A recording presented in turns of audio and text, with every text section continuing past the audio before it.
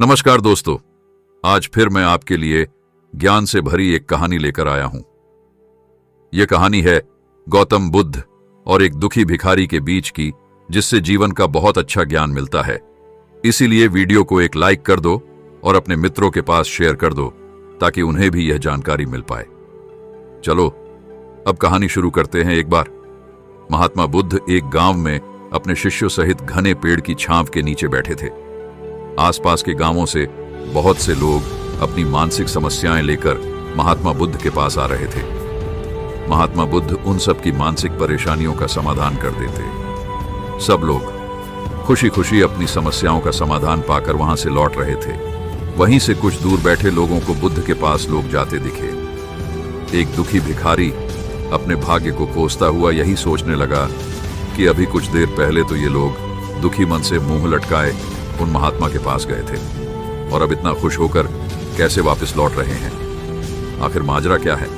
जरा मैं भी जाकर तो देखूं कि वह महात्मा ऐसा कौन सा खजाना बांट रहा है इन लोगों को कि वे इतने प्रसन्न हुए कि उनके चेहरे लाल हो गए। जब वह दुखी भिखारी कुछ नजदीक गया तो उसने देखा कि यह महात्मा तो लोगों को प्रवचन देकर लोगों के दुख का निवारण कर रहे हैं। यह देखकर भिखारी के मन में भी तीव्र इच्छा हुई कि क्यों ना मैं भी इन महात्मा को अपना दुख बताऊं, मुझे भी अपने दुख का समाधान अवश्य मिलेगा। बस फिर क्या था, समाधान पाने की लालसा लिए भिखारी महात्मा बुद्ध के सामने पहुंचा और हाथ जोड़कर प्रणाम करते हुए बोला, हे महात्मा बुद्ध, मैं भी लोगों की मदद करना चाहता हूं। मुझे लोगों की मदद करने की बहुत इच्छा है, लेकिन मैं कैसे मदद कर सकता हूं? मैं बहुत गरीब हूं। मेरे पास ना तो पैसे हैं और न ही कोई ऐसी चीज जिससे मैं किसी की मदद कर सकूं। मैं कोशिश करने पर भी किसी की मदद नहीं कर सकता। मुझे भगवान ने इतना गरीब क्यों बनाया है? महात्मा, मुझ पर कुछ कृपा करो। इतना बोलते हुए भिखारी रोने लगा। महात्मा बुद्ध बोले, आप बहुत ज्ञानी हैं, क्योंकि आप अभी तक इस भ्रम में जी रहे हो कि तुम्हारे पास कुछ नहीं है, जबकि दूसरों को कुछ देने के लिए तुम्हारे पास बहुत कुछ है। तुम बिना धन और वस्तु के भी दूसरों की मदद कर सकते हो। तुम्हारे पास जुबान है जिससे तुम मीठे शब्द बोलकर किसी के दुखी चेहरे पर मुस्कान ला सकते हो।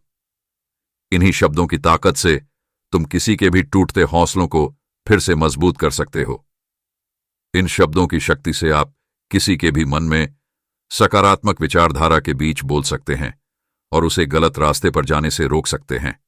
तुम्हारे दो हाथों से किसी भी कमजोर या लाचार व्यक्ति की सहायता कर सकते हो। आपकी दो आंखें किसी अंधे को रास्ता दिखा सकती है। तुम किसी के लिए दुआ कर सकते हो। यह हो सकता है कि उनके बिगड़े काम फिर से बन जाए। आप किसी के अच्छे स्वास्थ्य की कामना कर सकते हैं, लेकिन अज्ञानतावश तुम अब तक इस बात को समझ नहीं पाए और इस भ्रम में अब तक जीते रहे कि तुम्हारे पास मदद करने के लिए कुछ नहीं। किसी की मदद करने के लिए धन और वस्तु का होना अनिवार्य नहीं है। बिना धन और वस्तु के भी हम कई प्रकार से लोगों की मदद कर सकते हैं।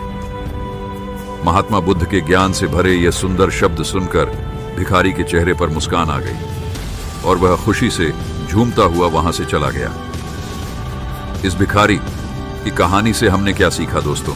महात्मा बुद्ध की इन बातों से बहुत कुछ सीखा गया। आजकल बहुत से लोग यह सोचकर दुखी होते हैं कि मेरे पास यह नहीं है, बल्कि जो आपके पास है उसी में संतुष्ट रहना सीखें और बिना मतलब के लोगों की मदद करें। इन्हीं से आपको परम सुख की प्राप्ति होगी। दोस्तों, आपको ये ज्ञान से भरी कहानी कैसी लगी? कमेंट में जल्दी बताओ। और आपने यहां तक वीडियो को देखा तो इसका मतलब है कि कहानी आपको अच्छी लगी। इसलिए और ऐसी कहानी के लिए हमारे चैनल को सब्सक्राइब कर ले। फिर मिलेंगे आपसे एक ऐसी कहानी के साथ। तब तक हंसते रहो, मुस्कुराते रहो।